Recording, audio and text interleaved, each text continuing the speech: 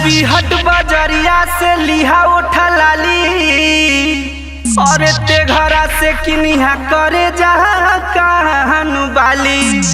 बिशनपुर से किनिहा कारी रंग सरिया आ पहिर के घूमिए छौड़ी लक्ष्मीनिया बजरिया। नथिया बखरी से किन के लई है गे हो जइबे मशहूर। टिकुली मंझौल वाला लगई है गे हो जइबे मशहूर।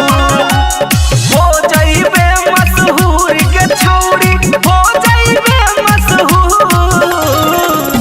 की ओढ़नी पर बेगूसराय लिखावा ले गे हो जइबे मशहूर। की गलिया पर बेगूसराय लिखावा ले गे हो जइबे मशहूर।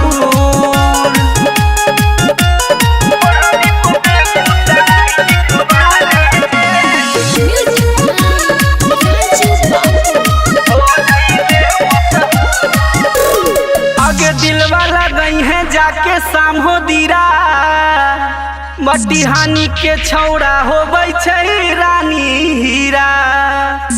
नाची है गे छौड़ी बिहारी बाबू के गाना पर। अरे सेल्फी खींचई है छौड़ी सिमरिया के पुल पर। तटिकवा बिशनपुर वाला सजई है गे हो जइबे मशहूर। ढोरी पर बेगूसराय लिखवा लेंगे हो जइबे मशहूर। हो जइबे मशहूर के छौड़ी हो जइबे मशहूर। तोहनी पर बेगूसराय लिखवा लेंगे हो जइबे मशहूर। तगलिया पर बेगूसराय लिखवा लेंगे हो जइबे मशहूर। समझली के छौड़िया।